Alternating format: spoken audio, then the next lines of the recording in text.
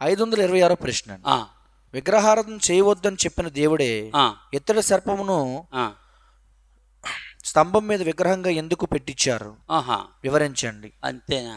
అలాగే నరహత్య చేయవద్దని చెప్పిన దేవుడు ఆ, ఇశ్రాయేలు చేత ఎంతో మందిని చంపించారు. ఆ.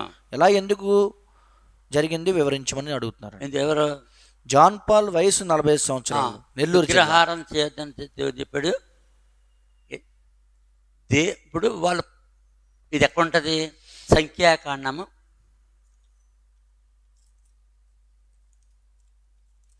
21 అధ్యాయం 21 అధ్యాయంలో 4వ వచనం ఉంటుంది. సంఖ్యాకాండం 21 అధ్యాయము 4వ వచనం. ఆ, వారు ఏదేము దేశమును ఆ, చుట్టిపోవాలని ఆ. హోరు కొండ నుండి ఆ. ఎర్ర సముద్ర మార్గంగా సాగినప్పుడు ఉమ్, మార్గాయాసము చేత ఉమ్, జనుల ప్రాణము సమస్యలేండి. ఉమ్, కాగా ఉమ్, ప్రజలు దేవునికి మోషేకు విరోధంగా మాట్లాడి ఉమ్, ఈ అరణ్యములో చచ్చుటకు ఆ, ఐగుప్తులను మీరు మమ్మల్ని ఎందుకు రప్పించిదిరి? ఉమ్, ఇక్కడ ఆహారము లేదు, ఉమ్, నీళ్లు లేవు, ఉమ్. చవిసారము లేని ఈ అన్నము ఆ, మాకు అసహ్యమైనది అండ్రి. చూసుకోండి ఎంత భయంకరంగా మాట్లాడుతున్నారండి. మన్నా అంటే ఏంటి? దేవదూతుల ఆహారం. దాని రుచి ఎలా ఉంటుంది? అపూప అంటే అప్పు ఇక మన్నా అంత రుచిగల ఆహారం మరొకటి లేదు. అలాంటి అది మళ్ళీ దేవదూతల ఆహారం. అది 40 సంవత్సరాలు పెడితే ఏమంటున్నారు వాళ్ళు? సారము లేని అన్నము. మరి దేవుని కోపం లేదు వచ్చింది. తర్వాత ఏమంటున్నారు? అందుకు యెహోవా ఈ ప్రజల్లోనికి తాపకరమైన సర్పములు పంపాను. అది మానవుడు ఇప్పుడు తన శాపాన్ని ఆడే తెచ్చుకుంటాడు. ఎటువంటి ఆహారం పెడుతున్నాడు? వండుకోక్కర్లేదు, సంపాదించక్కర్లేదు, ఏ శ్రమ లేకుండా ఆహారము గురిచేస్తుంది ఉదయం సాయంకాలం. ఎటువంటి ఆహారం అది? చెప్పు. ఉన్నతమైన ఆహారం. మన్నా అంటే దేవదూతల ఆహారం. అది దాన్ని ఏమంటారు? అపూప. దాని రుచి ఎలా ఉంటుందంటే అపూపం అంటే దేనికంటే రుచిగలది. ఆ ఆహారాన్ని ఏమన్నారు వాళ్ళు? చవిసారం లేని అన్నం మాకు అసహ్యమైంది అండ్రి. అప్పుడు దేవుడికి ఏమొచ్చింది? అందుకు యెహోవా ప్రజల్లోనికి తాపకరమైన సర్పములు పంపాను. సర్పాలను పంపాడు. మొక్కమని పంపాడా?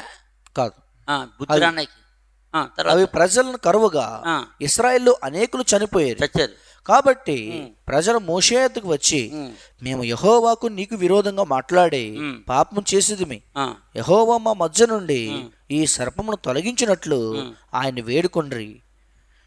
వేడుకొనుము అండ్రి. తప్పు చేసేది ఇల్లే, ఒప్పుకునేది ఇల్లే, క్షమాపణ కోరుకునేది ఇల్లే. ఉందా అక్కడ? ఉందండి. అంటే మేము పాపం చేసేది ఒప్పుకున్నారా? ఒప్పుకున్నా. అప్పుడు దేవుడు ఆ యొక్క తాపకరమైన సర్పాలు కావడం వల్ల చచ్చిపోతాను. కాబట్టి విషానికి విషమే విరుగుడు. అంటే విషయానికి విషయం ఎరుగుడు అంటే సర్పం కాటేసింది కాబట్టి మళ్ళీ సర్పాన్ని చూడడం వల్ల అంటే సర్పాన్ని చూడడం వల్ల వాళ్ళకి బ్రతుకుడు విడుదల. కాటు నుండి విషసర్పం కాటు వల్ల విడుదల. అది దేవుని చిత్తం. అది ఇత్తడి సర్పాన్ని మొక్కమని విగ్రహారం చేయంటే ఇత్తడి సర్పం చేయమన్నాడు. దాన్ని మొక్కమని చేశాడా? దానికి చూడమని చేశాడా? చూడమని చేశాడు. చూస్తే ఏమవుద్ది?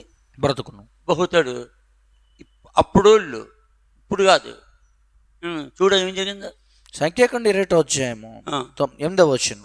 మోషే ప్రజల కొరకు ప్రార్థన చేయగా యెహోవా నీవు తాపకరమైన సర్పం వంటి ప్రతిమను చేయించి స్తంభం మీద పెట్టుము.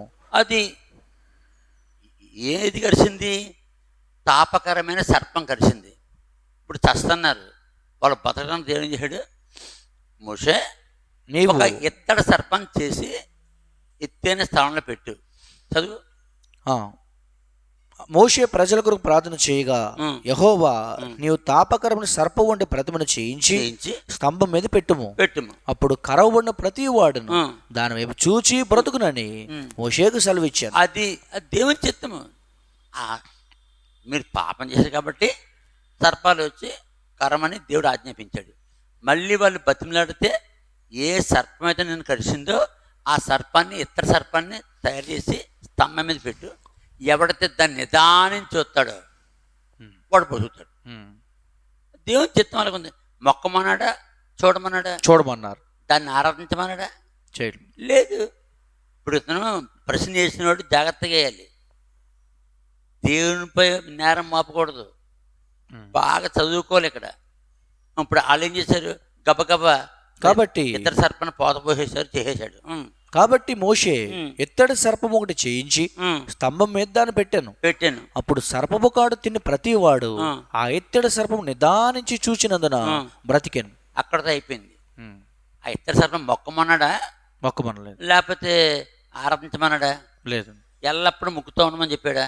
చూడమన్నాడు. ఆ రోజుకి ఆ పాపానికి ఆ రెమెడీ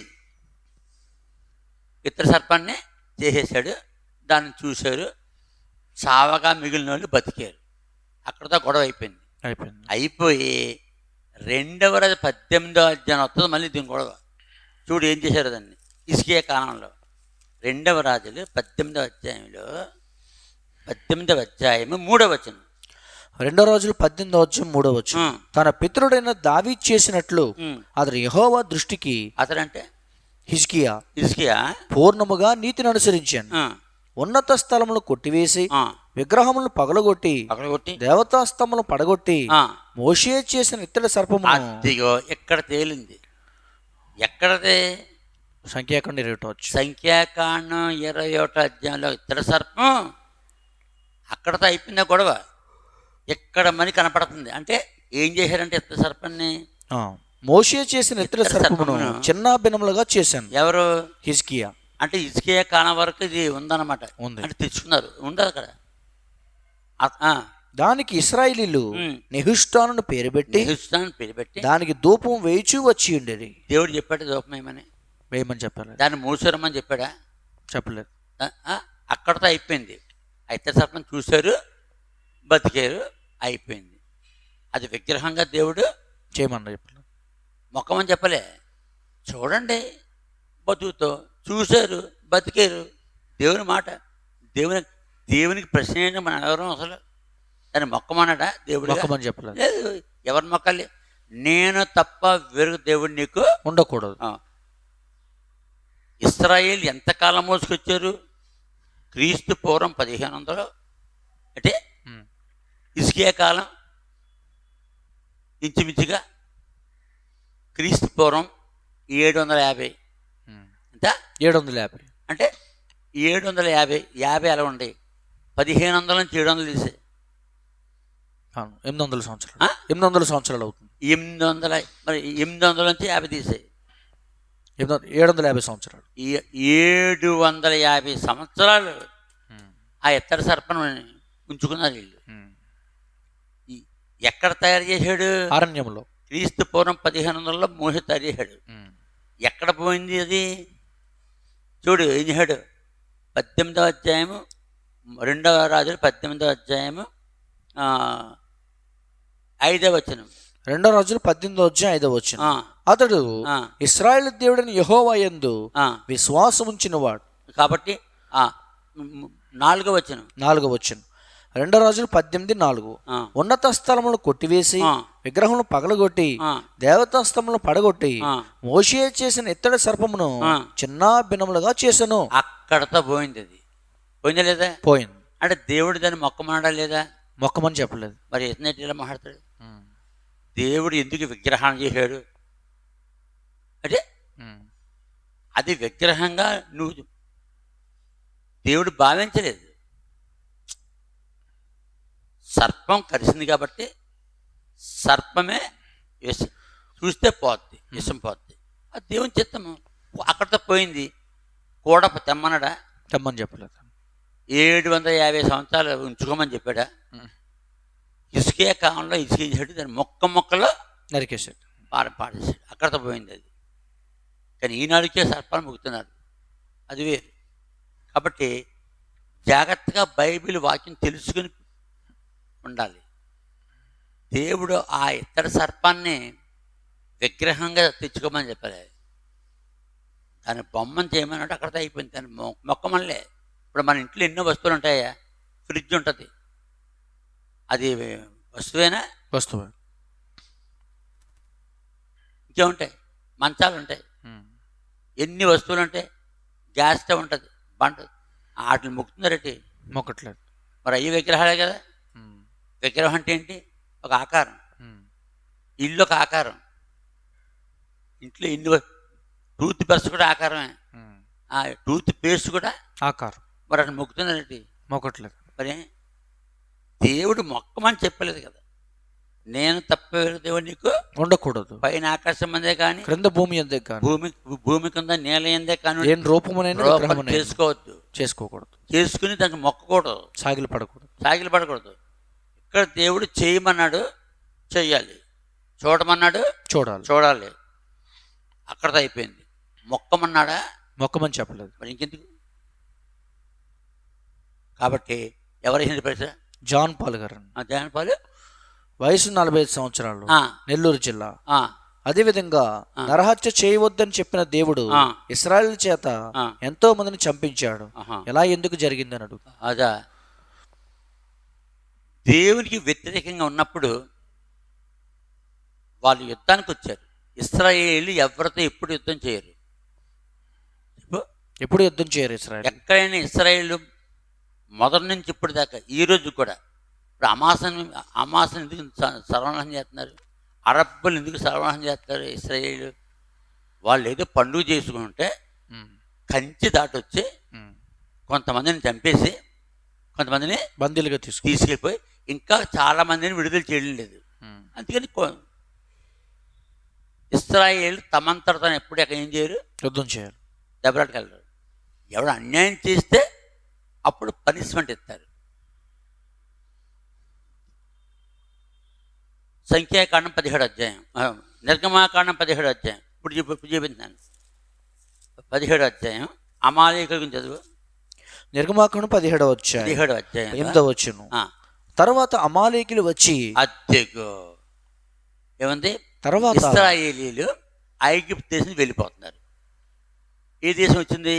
అమాలేకుల దేశం. అమాలేకులు వచ్చి రెఫీదీములో ఇశ్రాయేలుతో యుద్ధము చేయగా. యుద్ధం ఎవరు చేశారు? అమాలేకులు. ఎవరు చేయలేదు? ఇశ్రాయేలు చేయలేదు. ముందు ఎవరు చేశారు? అమాలేకులు. ఇది తెలుసుకోవాలి. అతను ఎవరు? జాన్ పాల్ గారు. John Paul. పాత నిబంధనలో యెహోవాకు వ్యతిరేకంగా ఎవడేం చేసినా తుక్కు లేకూడదు, చంపేస్తాడు, అంటే చంపేస్తాడు. మరైతే ఈ పండు తిను దినము నిశ్చయంగా చచ్చేదని రెండుగా ఆజ్ఞాపించలేదా? ఎవరు? దేవుడైన యెహోవా. ఇప్పుడు చావు ఎవరి చేతిలో ఉంది? మనిషి చేతిలో ఉంది. ఆ పండు తింటే చస్తాడు, పండు తినకపోతే బతుకుతాడు. ఆ పండు తిన్నాడు, చచ్చాడు. అలాగే ఇశ్రాయేలు ఐగుప్తు దేశం నుండి వెళ్ళిపోతున్నారు. వెళ్ళిపోతుంటే అమాలేకులు వచ్చి ఆ వారితో యుద్ధము చేసిరి. ఇది చేయలే. యుద్ధం చేస్తే ఏమవుద్ది? ఇశ్రాయేలుని చంపేస్తారు. అప్పుడు ఏం జరిగింది? నిర్గమాకాండం 17వ అధ్యాయం 9వ వచనం. మోషే యెహోషువతో, మన కొరకు మనుషుల్ని ఏర్పరిచి వారిని తీసుకుని బయలు వెళ్ళి అమాలేకులతో యుద్ధము చేయము. రేపు నేను దేవుని కర్రను చేతబట్టుకుని ఆ కొండ శిఖరం మీద నిలిచేదను అనను. ఇప్పుడు తప్పెవరిది? అమాలేకులది. మరి ఎవరు చేసే ప్రశ్న? జాన్ పాల్ గారు. ఇలాగ బైబిల్ అంతట్లో ఉంటుంది. ఎప్పుడు ఇశ్రాయేల్ తమంతట తాము ఏం చేయరు, యుద్ధం చేయరు. చేయొద్దు అని ఉంది బైబిల్లో. మీరు మామూలుగా వెళ్ళిపోండి, ఎవడైనా మమ్మల్ని వ్యతిరేకించి యుద్ధానికి వస్తే మాత్రం వేసేయండి. అలాగే జరుగుతుంది. ఆ విధంగా వాళ్ళు చావనక యుద్ధానికి వస్తున్నారు. ఇశ్రాయేల్ ఎవరిని ఏం చేయరు, చంపరు. ఒకవేళ ఎవడన్నా వచ్చి మాత్రం యుద్ధం తప్పక చేయాలి. అలాగే బైబిల్ అంతట్లో రాస్తుంది. కాబట్టి దేవునిది ఎక్కడ తప్పు ఉండదు. దేవుడు నరహత్య చేయమని చెప్పడు. మరి బుద్ధి లేక వచ్చాడు చెప్పడానికి. వచ్చాడా లేదా? వచ్చాడు. అందుకని ఏమైంది? వాళ్ళే కాదు, పాత నిబంధనల పాపం ఎవరు చేశారో వెంటనే చంపేశాడు అన్నాను. ఆదికాండం 6వ అధ్యాయం 3వ వచనం. అప్పుడు యెహోవా, నా ఆత్మ నరులతో ఎల్లప్పుడూ వాదించదు, వారు తమ అక్రమ విషయంలో నరమాత్రులై ఉన్నారు, అయినను వారి దినములు 120 ఏండ్లు అగునన్నాను. అంటే మానవుడు తనంతట తన పాపాన్ని చేసుకుంటున్నాడు. అందుకని జలప్రవాహం అక్కడే 13వ వచనం. ఆదికాండం 6:13 దేవుడు నోవహుతో సమస్త శరీరం మూలముగా భూమి బలాత్కారంతో నిండి ఉన్నది. ఇంతకీ భూమి బలాత్కారం నిండింది ఎవరి వల్ల? మనుషుల వలన. మరి ఇంకా దేవుడు ఏం చెప్తాడు? కనుక నా సన్నిధిని వారి అంతం వచ్చి అన్నది. అంతం ఎందుకు వస్తుంది? బలాత్కారంతో. ఎందుకు చంపుతున్నాడు వాళ్ళని? మనుషులకు పాపం. మరి ఇంకేంటి అది తెలుసుకోవాలి. ఆయన ఎవరో జాన్ పాల్ గారు. అలాగే అందరూ తెలుసుకోవాలి. అక్కడ 7వ అధ్యాయం ఈ 7వ అధ్యాయం 24వ వచనం. ఆదికాండం 7:24 150 దినముల వరకు 150 దినముల వరకు నీళ్లు భూమి మీద ప్రచండంగా ప్రబలేను. అయిపోయిందండి. అప్పుడు ఏమైంది? 23వ వచనం. ఆదికాండం 7:23 నరులతో కూడా పశువులను, పురుగులను, ఆకాశ పక్షులను, నేల మీద ఉన్న జీవరాశులన్నీ తుడిచివేయబడను. ఏమైపోయింది? తుడిచివేయబడి. అంటే మనుషుల కోసం ఇవన్నీ చేశాడు కాబట్టి వాటిని కూడా దేవుడు చేశాడు, తుడిచేశాడు. మనుషులతో పాటు శుభ్రంగా అందరినీ తుడిచివేశాడు. తుడిచాడా? అంటే శాపం ఎవరి వల్ల అవుతుంది? మానవుడికి పాపను బట్టి మనిషి వల్ల అవుతుంది. వాళ్ళు చెప్పడానికి వస్తున్నారు. 2వ సమూయేలు అన్ని మొత్తం బైబిల్ అంతా చెప్పగలను. ఎన్నో చూడు. 2వ సమూయేలు 2వ అధ్యాయం 5వ అధ్యాయం 2వ సమూయేలు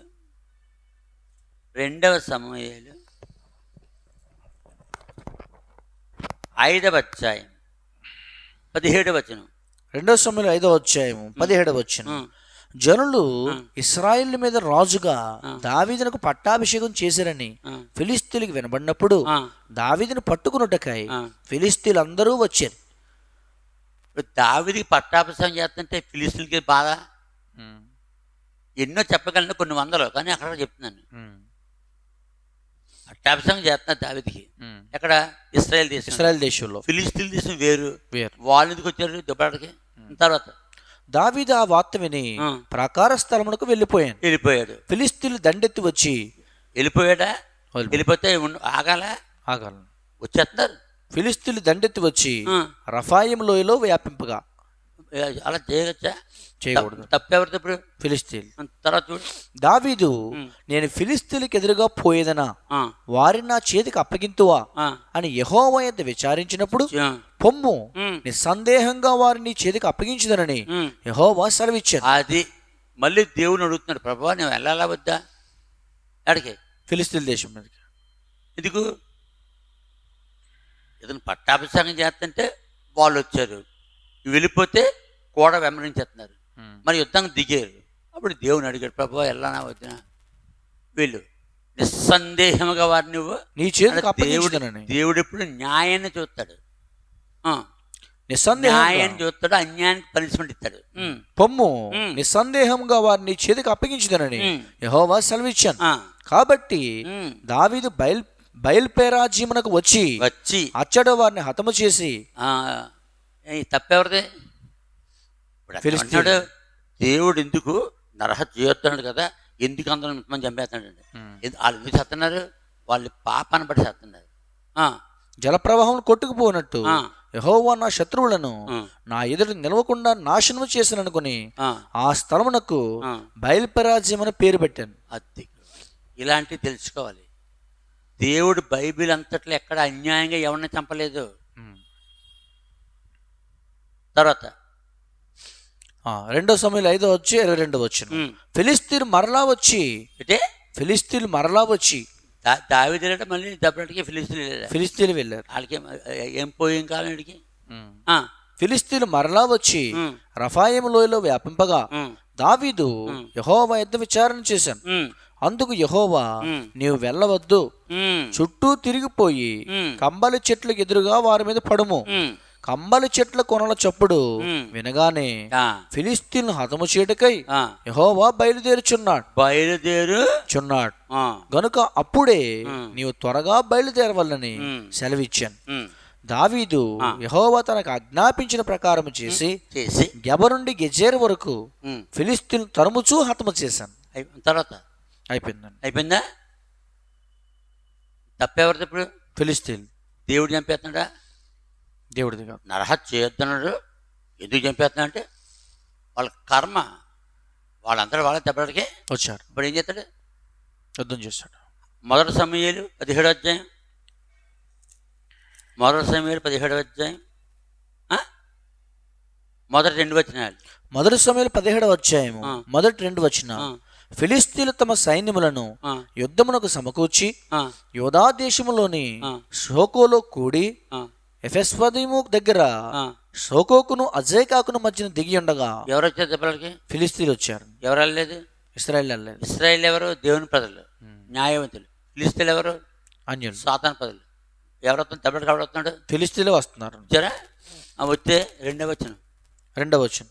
సౌలును ఇశ్రాయేలును కూడి వచ్చి ఎలా లోయలో దిగి పాసియమ్మ అదే ఏమైంది చదువు. మొదటి సమూయేలు 17వ అధ్యాయము 3వ వచనం. ఫిలిస్తీన్లు ఆ తట్టు పర్వతం మీదను ఇశ్రాయేలు ఈ తట్టు పర్వతం మీద నిలిచి ఉండగా ఉభయుల మధ్య ఒక లోయ ఉండెను. గాతు వాడని గొలియాతు అను శూరుడొకడు ఫిలిస్తీన్ దండులను బయలుదేరుచుండెను. అతడు 6 మూల జానుడు ఎత్తు మనిషి. అతని తల మీద రాగి శిరస్త్రాణం ఉండెను. అతడు యుద్ధ కవచం ధరించి ఉండెను. 8వ వచనం. అతడు నిలిచి ఇశ్రాయేల్ దండు వారిని పిలిచి ఏం చేస్తున్నాడు? నిలిచి ఇశ్రాయేల్ని పిలుస్తున్నాడు. దెబ్బలాటకు రమ్మన్నాడు. అంటే దెబ్బలాటకు రమ్మన్నాడు అంటే కయ్యానికి కాలు దూతున్నాడు. ఫిలిస్తీన్లు వెళ్తారా దెబ్బలాటకి? ఇశ్రాయేల్ మీదకి ఇశ్రాయేల్ ఫిలిస్తీన్లు వెళ్ళారు. ఇది తెలుసుకోవాలి. ఎవరు? జాన్ పాల్ గారు. జాన్ పాల్ దేవునిపై నేరం మోపుతున్నాడు. బైబిల్ అంతట్లో దేవుడు ఎవరు? న్యాయవంతుడు. అన్యాయం చూసాడా దరువు పడిపోద్దాడు. మళ్ళీ కాలు దువ్వుతున్నాడు. ఫిలిస్తీన్లు పిలుస్తున్నాడు దెబ్బలాడు. మొదటి సమూయేలు 17వ అధ్యాయము 8వ వచనం. అతను నిలిచి ఇశ్రాయేలు దండు వారిని పిలిచి యుద్ధ పంక్తులు తీర్చుటకై మీరెందుకు బయలుదేరి వచ్చిదిరి? నేను ఫిలిస్తీన్ కానా? మీరు సౌలు దాసులు కారా? మీ పక్షముగా ఒకరిని ఏర్పరచుకుని అతను నా యుద్ధకు పంపుడి. అతడు నాతో పోట్లాడి నన్ను చంపగలిగిన ఎడ్ల మేము నీకు దాసులు మగుదుము. నేతను జయించి చంపిన ఎడ్ల మీరు మాకు దాసులై మాకు దాస్యము చేయుదురు. సవాల్ విసిరాడు. మీరు మేము తప్పలాడక్కర్లేదు, నన్ను జయించండ్రా, మా దేశం నీకు ఇచ్చేస్తాం ఇశ్రాయేల్ తోటి.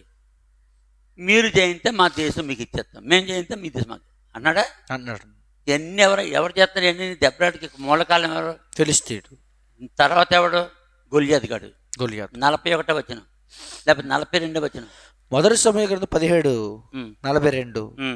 చుట్టూ పారజూచి లేకపోతే 40 నుంచి మొదటి సమూయేలు 17:40 నుంచి తన కర్ర చేత పట్టుకుని, తన అంటే దావీదు. ఈ లోపల దేవుడు దావీదుని పంపాడు. దావీదు వచ్చాడు. తన కర్ర చేత పట్టుకుని ఏటి లోయలో నుండి 5 నున్నని రాళ్లను ఏరుకుని తన యొద్దనున్న చిక్కములో ఉంచుకుని వడిసెల చేదబట్టుకుని ఆ ఫిలిస్తీని చేరువకు పోయాను. 45వ వచనం. మొదటి సమూయేలు 17:45. దావీదు నీవు కత్తియు ఈటయు బల్లెమును ధరించుకుని ఎన్ని పట్టుకొస్తున్నాడు? 3 రకాలు. ఎవడు? గొలియాతు కూడా ఏం పట్టుకొస్తున్నాడు? కత్తి ఈటె బల్లెమును ధరించుకొని నా మీదకి వచ్చుచున్నావు. అయితే నీవు తిరస్కరించిన ఇశ్రాయేల్ సైన్యములకు అధిపతిగు. ఇంతకీ ఈ గొలియాతు అన్నవాడు ఇశ్రాయేల్నే కాకుండా ఇశ్రాయేల్ ఎవరినైతే మొక్కుతున్నారో ఆ ఇశ్రాయేల్ దేవుడు యెహోవాను తిరస్కరిస్తున్నాడు.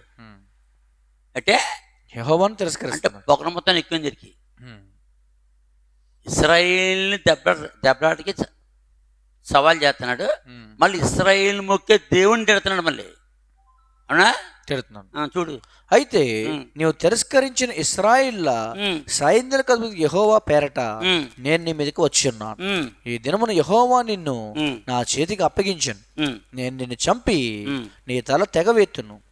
ఇశ్రాయేల్లో దేవుడు ఉన్నాడని లోక నివాసులందరూ తెలుసుకున్నట్లు నేను ఈ దినమున ఫిలిస్తీన్ల యొక్క కళేబరములను ఆకాశ పక్షులకు భూమృగములకు ఇత్తును. ఆకాశ పక్షులకును భూమృగములకు ఇత్తును. 49వ వచనం. మొదటి సమూయేలు 17:49.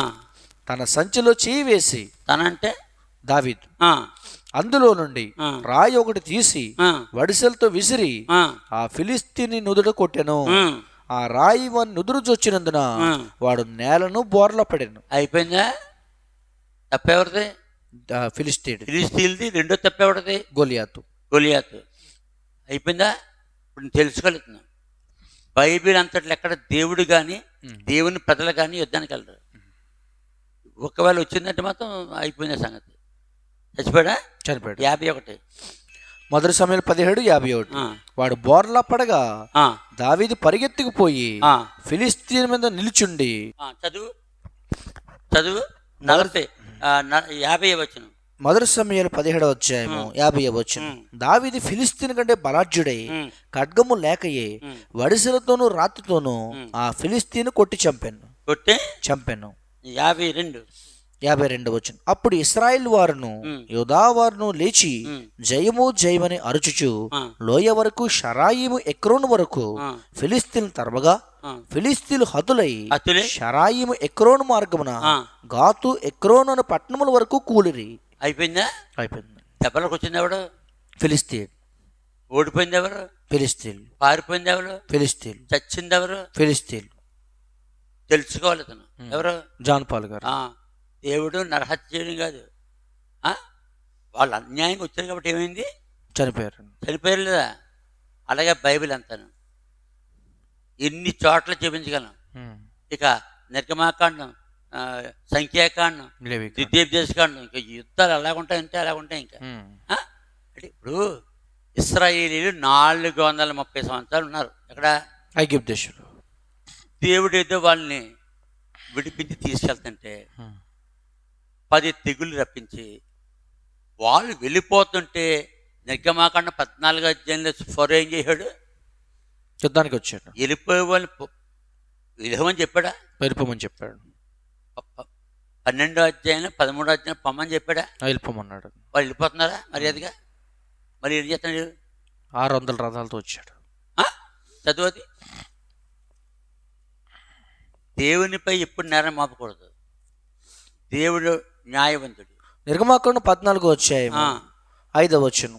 ప్రజలు పారిపోయినట్టు ఐగుప్తు రాజును తెలపబడినప్పుడు ఫరో హృదయము అతని సేవకుల హృదయము ప్రజలకు విరోధంగా త్రిప్పబడి మనం ఎందుకు ఎలాగూ చేసేదిమి, మన సేవలు ఉండకుండా ఇశ్రాయేలు ఎందుకు పోనిచ్చితిమని చెప్పుకొనిరి.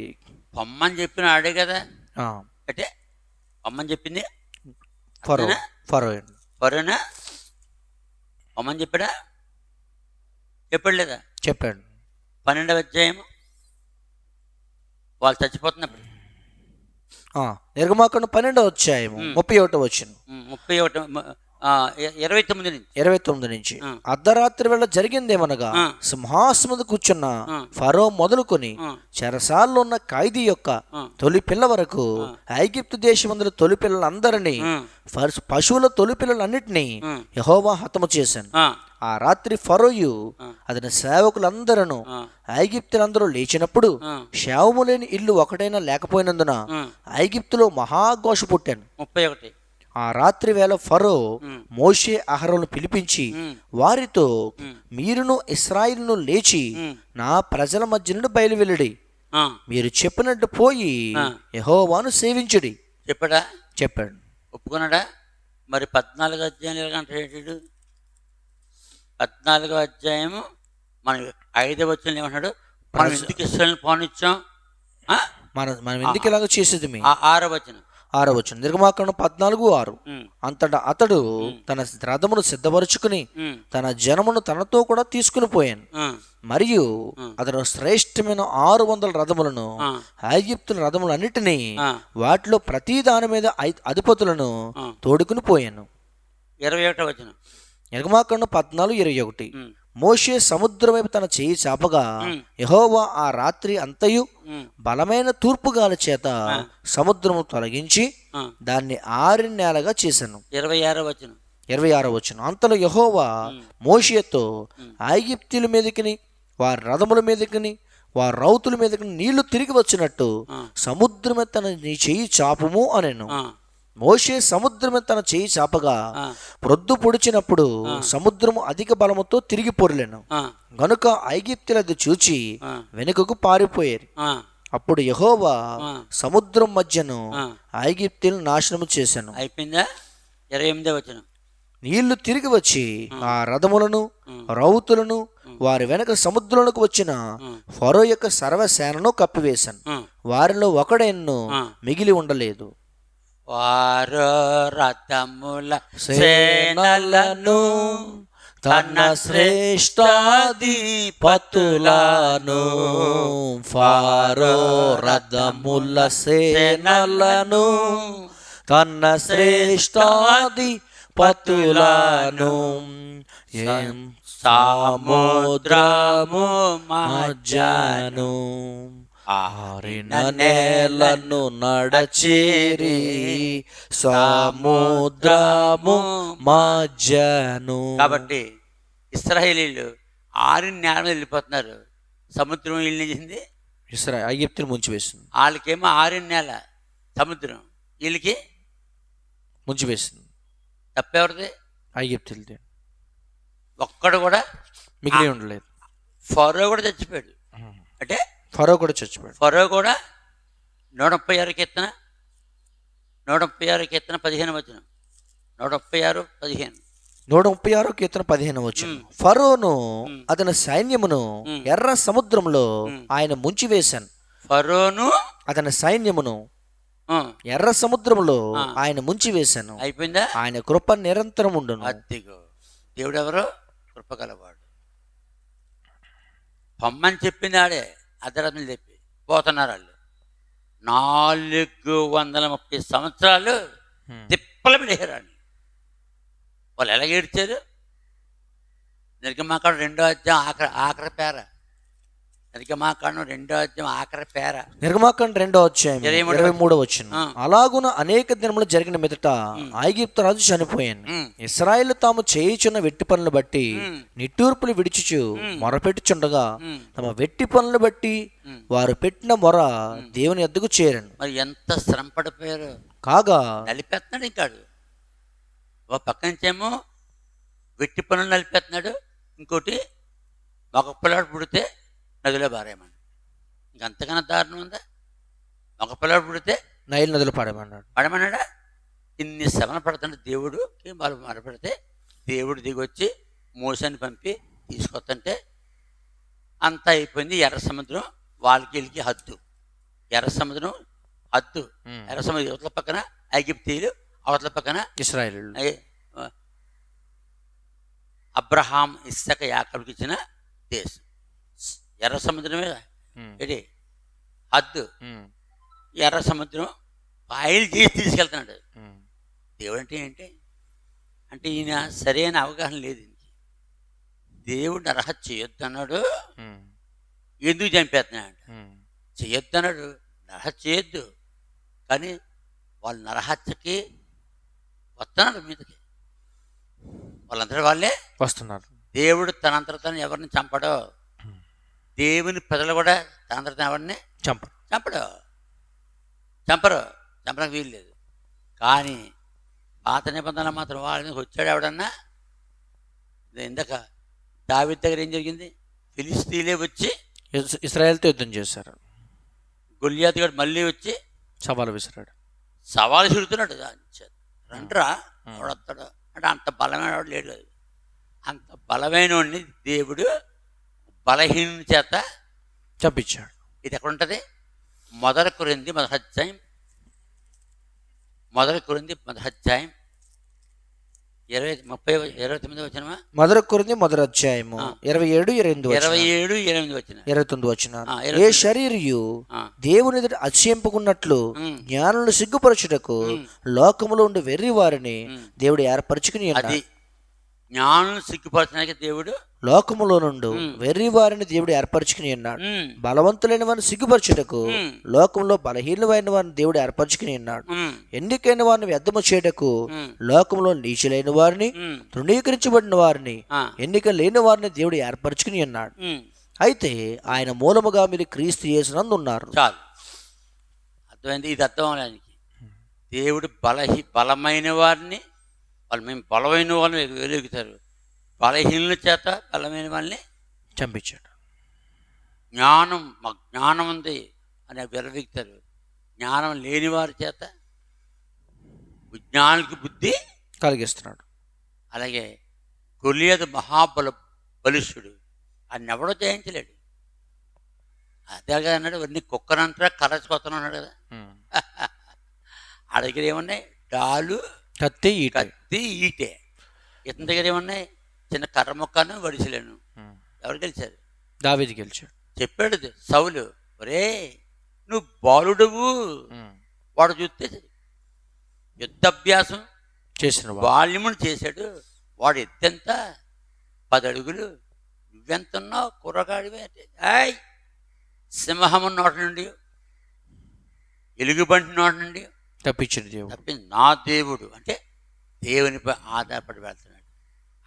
నాది 40వ రోజు. ఆ రోజుని కానీ ఇశ్రాయేలు ఎవడో రాకపోతే, గొలియాతుని చంపకపోతే ఫిలిష్తీయులది ఇశ్రాయేల్ దేశం అయిపోద్ది. అంతే, వెళ్ళిపోయి చంపేస్తాను. దేవుడు అంటే నేను అక్కడ అది దేవుడు అంటే. దేవుడు ఎంతసేపును పరిపాలన చేస్తూ ఉంటాడు. ఎక్కడ సరిగ్గా లేదో సరి చేస్తాడు. దేవునిలో ఏముండదు ఫాల్ట్. దేవుడు మహాజ్ఞాని, అతి పరిశుద్ధుడు. చెప్పు, అతి పరిశుద్ధుడు. నరహత్య చేయొద్దని చెప్పాడు.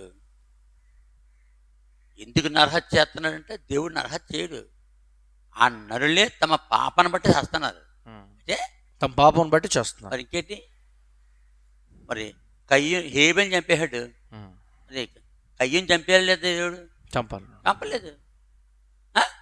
క్షమాపణ విడవగానే వదిలేశాడు. అది దేవుడు అంటే. కాబట్టి తెలుసుకోవాలి. ఈ ప్రశ్న ఏంటి? నరహత్య చేయవద్దని చెప్పిన దేవుడే ఇశ్రాయేలు చేత అనేకులను ఎందుకు చంపించారు? ఎందుకు జరుగుతుంది? ఎక్కడ బైబిల్ అంతా ఇశ్రాయేల్ తమంతట తమ యుద్ధానికి ఎవరికి ఎదురికి వెళ్ళదు. అబ్రహాం, ఇస్సాకు, యాకోబులకి ఇచ్చిన దేశం ఇశ్రాయేల్. కాబట్టి ఆ దేశాన్ని వదిలిపెట్టి వాళ్ళు వెళ్ళిపోవాలి. వీళ్ళు వచ్చారు, వాళ్ళు పోవడమే. లేకపోతే వాళ్ళు యుద్ధానికి వస్తున్నారు, చంపేంటారు. ఈ విధంగా దేవుడు నరహత్య చేయడు. ఏం చేయడు? నరహత్య చేయడు. అందుకని ఈ మనుషులందరూ పాపముల కొరకు ఆయన చనిపోయాడు. అంటే ఆయనే చనిపోయారు. దేవుడే మనుషులు పాపల కొరకు చనిపోయారు. మరి ఇంకేంటి? అంత మంచి ఎవడుంటాడు మంచోడు? మనుషులు పాపల కోసం మనుషులు చావాలి. పాపమెరుగని ప్రభు నీ కొరకు పాపముగను చేయబడెను, శాపగ్రాహియే సిలువలో, శాపగ్రాహియే సిలువలో పరుగిడి రమ్ము, శాపగ్రాహియే సిలువలో, శాపగ్రాహియే సిలువలో పరుగిడి రమ్ము, ప్రేమతో యేసు పిలచుచున్నాడు రమ్ము, రక్షణను పొంది లక్షణముగా వేలు. దేవుని ఎక్కడ తప్పు ఉండదు. మత్తయి సువార్త 11:28.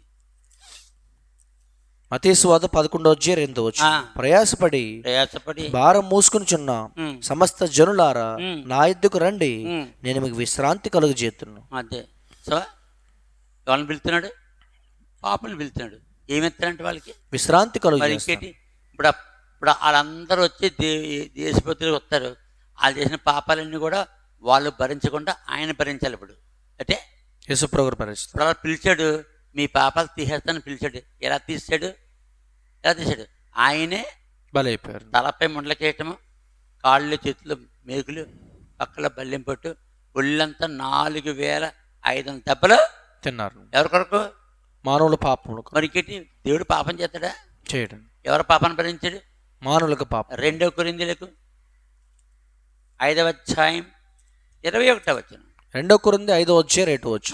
ఎందుకనగా మనం ఆయనందు దేవుని నీతి ఎగినట్లు, మనము ఆయన యందు దేవుని నీతి ఎగినట్లు పాపం ఎరిగిన యేసుక్రీస్తు ప్రభువును ఆయనను మన కోసం పాపముగా చేశాను. ఎవరు చేస్తారు ఇది? అందుకని వాళ్ళందరి పాపాల సిలువలో భరించారు. అదే ఒక పాట ఉంది, సిలువాలో బలి అయినా దేవుని గొర్రె పిల్ల విలువైన నీ ప్రేమన్ వివరింతు శ్రీయేసు.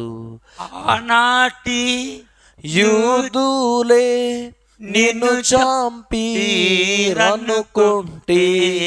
కాదు కాదయ్యయ్యో నా పాప రుణమునకే. దేవుడు యేసు ప్రభు రూపంలో వచ్చి ఎందుకు చచ్చిపోయాడు? మనుషుల పాపాలన్నీ భరించాడు. ఎవరైతే ఆయన వైపు చూస్తారో వారు పాపం తీసుకొస్తారు. మొదటి యోహాను పత్రిక 1 అధ్యాయం 9 వచనంలో ఎవరైనా ఎంత పాపి, మొదటి యోహాను రాసిన 1 అధ్యాయం 9 వచనం, మన పాపములను మనం ఒప్పుకుని ఎడల యేసుక్రీస్తు ప్రభు నమ్మదగిన వాడు నీతిమంతుడు గనుక యేసుక్రీస్తు ప్రభు మన పాపలు క్షమించి సమస్త దుర్నీతి నుండి మనల్ని పవిత్రులుగా చేయి. ఈ పాపి తన పాపలు ఒప్పుకోవాలి తప్ప పాపను భరించడు. ఆ పాపను ఎవరు భరించారు? యేసుక్రీస్తు ప్రభు. ఆ లాజికి తేలేదు దీనికి. దేవుడు చంపేస్తాడా? దేవుడు చచ్చిపోయాడా? యేసుప్రభు చనిపోయారు. మరి ఇంకేంటి? మళ్ళీ చదివే ప్రశ్న, ఇది చనిపోయింది ఎవరు పాపల కొరకు? దేవుడు చచ్చిపోతుంటని. విగ్రహారం చేయవద్దని చెప్పిన దేవుడే ఇత్తడి సర్పమును స్తంభం మీద ఎందుకు పెట్టించారు? పెడితే అది మొక్కమని పెట్టేటి. అలాగే నరహత్య చేయవద్దని చెప్పిన దేవుడు ఇశ్రాయేలు చేత ఎందుకు వాళ్ళందరినీ చంపించాడు? ఇశ్రాయేలు తన ప్రతాలు చంపమన్నాడు అతన్ని. వాళ్ళ మీదకే దానికి చెప్పు. ఎవరైతే వెళ్తారో వాళ్ళు యుద్ధం చేయకపోతే వాళ్ళు చచ్చిపోతారు. అన్ని చూపించామా? చూపించాం. అమాలేకీయులు వచ్చారు, యుద్ధానికి వచ్చారు. ఫిలిస్తీన్లు వచ్చారా? అలాగే 7 జనాంగాలు వచ్చాయి దెబ్బలాడికి. వాళ్ళు వస్తున్నారు, మేము వెళ్ళిపోతాం బాబు, మాకు మా స్థానం కంటే చాప్. ఆ మోయాబు ఏం చేశాడు? ఆడ పేరేం పేరు? మోయాబిల్ రాజు. సంఖ్యాకాండ 20 బాలాకు రాజు. బాలాకు బిలామును పిలిపించాడు, చప్పించామంటున్నాడు అంతే. వాళ్ళేమో వెళ్ళిపోతున్నారు దారంట. వెళ్ళనాకి వెళ్ళలేదు. అప్పుడు యుద్ధంకి వచ్చారు. ఏం చేశాడు? చేశాడు. బైబిల్ జాగ్రత్తగా చదువుకోవాలి. దేవుడు అన్యాయస్తుడు కాదు. దేవుడు పాపము చేయడు. దేవుడు అతి పరిశుద్ధుడు. దేవుడు అందుకని మనుషులందరూ పాపాలు ఆయన వేసుకుని అందరు పాపాలు భరించడానికి సిలువలో చనిపోయారు. మరి ఎవరు చేస్తారు పని? ఎవరు చేస్తారు? ఎవరు చేయలేడు. ఈ విషయం తెలుసుకోవాలి. ఎవరు? జాన్ పాల్ గారు. రోమీలకు 5:9. రోమిల్ రాసిన 5వ అధ్యాయం 9వ వచనం. కాబట్టి యేసుక్రీస్తు రక్తం వలన ఇప్పుడు నీతి మొదలుగా తీర్చబడి మరింత నిశ్చయముగా యేసుక్రీస్తు ద్వారా ఉగ్రత నుండి రక్షించబడింది. ఉగ్రత అంటే నరకం నుండి.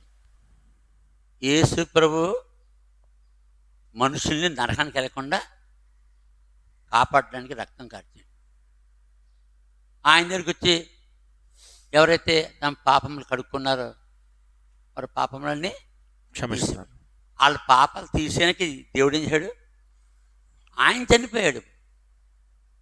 అందుకని హెబ్రీ 2:9. హెబ్రీయులకు రాసిన 2వ అధ్యాయము 9వ వచనం. దేవుని కృప వలన ఆయన ప్రతి మనుషుని కొరకు మరణము అనుభవించినట్లు దూతల కంటే కొంచెం తక్కువ వాడుగా చేయబడిన యేసు మరణం పొందినందున మహిమా ప్రభావంతో కిరీటం ధరించిన వానుగా కాబట్టి యేసుక్రీస్తును చూచున్నాం. యేసు ఎంతమంది పాపాలు భరించడానికి వచ్చాడు? ప్రతి మనుషుని కొరకు చనిపోయాడు. అక్కడే రోమీలకు 6వ అధ్యాయం 10వ వచనం. రోమిల్ రాసిన 6వ అధ్యాయం 10వ వచనం. ఏలయనగా యేసుక్రీస్తు ప్రభు చనిపోవడం చూడగా పాపం విషయమై ఒక్క మేరే చనిపోయాను. పాపం చేసింది మనుషులు. దేవుడు పాపం చేయుడు. దేవుడు పాపం చేయుడు. పాపం ఎవరు చేస్తారు? మనుషులు చేస్తారు. ఆ పాపాన్ని ఎవరు భరించాలి? యేసుక్రీస్తు ప్రభు. మనిషి భరించాలి. ఆడికి బదులు యేసుక్రీస్తు ప్రభు దేవుడే భరించాడు. మరి దేవుడు ఎంత మంచోడండి అంటే 1 యోహాను పత్రిక 4:8 మొదటి యోహాను పత్రిక 4:8. మొదటి యోహాను రాసిన 4:8 ఆ. దేవుడు ప్రేమ స్వరూపి, ఆయన ఎవరైనా ప్రేమ లేనివాడు దేవుని ఎరుగడు. దేవుడు ఎవరు? ప్రేమ స్వరూపి, ప్రేమ స్వరూపి. ప్రేమ లేనివాడు దేవుని ఎరుగడు. కాబట్టి ప్రేమ ఆయన. కానీ అనవసరంగా కానీ కల్పించుకుని మీదకి వచ్చావా, అందుకని దేవుడు సాతాన్ని చంపేయడం కాదు. ఆఖరికి ఎవరు చచ్చిపోతాడు? సాతాను. ఇంకెవరు చచ్చిపోతారు? మహాపురుషుడు. ప్రకటన గ్రంథము 20:10. ప్రకటన గ్రంథం 20:10. ఉం. వారిని మోసపరిచిన అపవాది, అద్దిగో ఇంతకీ అసలైన నుల్లేడు అపవాది, మోసగాడు. మోసగాడు నుల్లేస్తున్నాడు, దేవుడిని చంపేస్తున్నాడు అడుగుతున్నాడు. వారిని మోసపరిచిన అపవాది. ఎవరు మోసగాడు? అపవాది. దేవుడు మోసగాడు కాదు. వారిని మోసపరిచిన అపవాది అగ్ని గంధకములు గల గుండములో ఆ. పడవేయబడెను. ఆ. అచ్చట క్రూర మృగమును ఆ. అబద్ధ ప్రవక్తి ఉన్నారు. అది శిక్ష. దేవుడు ఇప్పుడు న్యాయం చూస్తాడు. అంతకన్నా ముందు ఎవరిని చెప్పేస్తాడు? 2 తెస్సలోనికీయులకు 2:8. 2 తెస్సలోనికీయులకు రాసిన 2:8. అప్పుడు ఆ ధర్మ విరోధి బయలుపరచబడును. ప్రభువైన యేసు తన నోటి ఊపిరి చేత వారిని సంహరించి తన ఆగమన ప్రకాశము చేత నాశనము చేయను. అది అంటే దేవుడు పాపాలని, సాతాన్ని సంహరించును. మహాపురుషుణ్ణి సంహరించడం, తీసేస్తాడంతే. ఇలాంటి ఎన్ని చెప్పాం బైబిల్లో. జెఫన్యా 2:11 జెఫన్యా గ్రంథం 2:11. జనముల ద్వీపముల్లో నివసించి వారందరూ తమ తమ స్థానముల నుండి తనకే నమస్కారం చేయనట్లు భూములను దేవతలను ఆయన నిర్మూలము చేయను. మరి ఇంకేటి? యెహోవా వారికి భయంకరుడుగా ఉండును. అవి దేవుళ్ళు కాదు, దైవత్వం లేదు వాటికి, దేవతలు. అంటే దేవునికి మాట వ్యతిరేకంగా మనుషుల్ని మోసం చేస్తాం.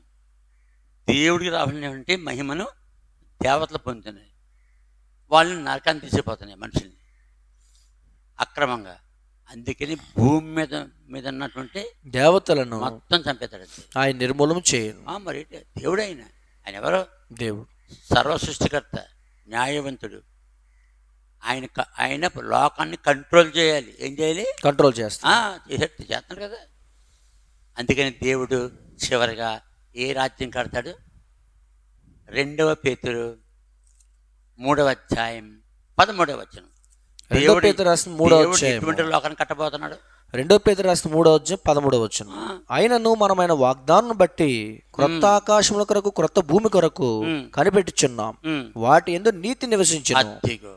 దేవుడు నీతి రాజ్యాన్ని స్థాపిస్తారు. అక్కడ ఏ గొడవ గందరగోళము ఉండదు. అది చాలా ఆనందకరమైన దేశాన్ని తీసుకెళ్తాడు. దేవుడికి ఏం పని చేయవు? గొడవలు, తగులు, మనస్పర్ధనలు, ఆ ఈడు ఆడిని చంపేసుకోవడం ఏం పని చేయవు. అందుకని ఈ పాపములన్నిటికీ మూల కారణం మహాపురుషుడు. ఆడవల్ల ఇంత నాశనమైంది. అదంతా ఆయన భరించి మనుషులకి విడుదల కలిగిస్తున్నారు. మరి ఇంకేటి? ఏం అర్థమైంది దానికి? బైబిల్ ఏం చదివాడు? వయసు ఎంత? 45 సంవత్సరాలు. 45 సంవత్సరాల వయసు. అని తెలుసుకోలేకపోయాడు. ఇప్పుడు కానీ తెలుసుకోవాలి. దేవుడు ఎవరు? ప్రేమమయుడు. ఎవడు? ప్రేమమయుడు. అందరి పాపాలు ఆయన భరించి ఆయన మనకి ఉచితంగా పాపక్షమాపణ అనుగ్రహించారు. మరి ఇంకేటి? ఎవడు చేస్తాడు పని? ఒక మనిషి యొక్క పాపం ఇంకో మనిషి భరించాడా? భరించరు. మరి దేవుడు ప్రపంచంలో ప్రతి మనిషి పాపాన్ని భరించాడు. అవునా? భరించారు. కాబట్టి ఇక్కడతో ఏం పేరు? John Paul. తెలుసుకోవాలి. దేవుడు ప్రేమమయుడు. దేవుడిని ఎవరిని పడతాను ఆయన చంపాడు. ఆయన తన యొక్క ప్రజలు ఇశ్రాయేలీని తెస్తున్నప్పుడు ఇశ్రాయేల్ మీదకే యుద్ధానికే ఉత్తు పుణ్యానికి వెళ్ళారు దెబ్బలాడికి. అప్పుడు వాళ్ళు రివర్స్ అయ్యారు. ఇప్పుడంతే. ఇప్పుడు ఇశ్రాయేల్ ఏం చేస్తున్నారు? చెప్పు. ఎవరైతే వాళ్ళ మీదకి వెళ్తున్నా వాళ్ళందరూ చేస్తున్నారు? తీసేస్తున్నారు. టెర్రరిస్టులందరినీ నాశనం చేస్తున్నారు. మరి ఇంకేంటి? ఇంకా ఇక్కడతో జాన్ పాల్ వయసు 45, నెల్లూరు జిల్లా అయిపోయింది.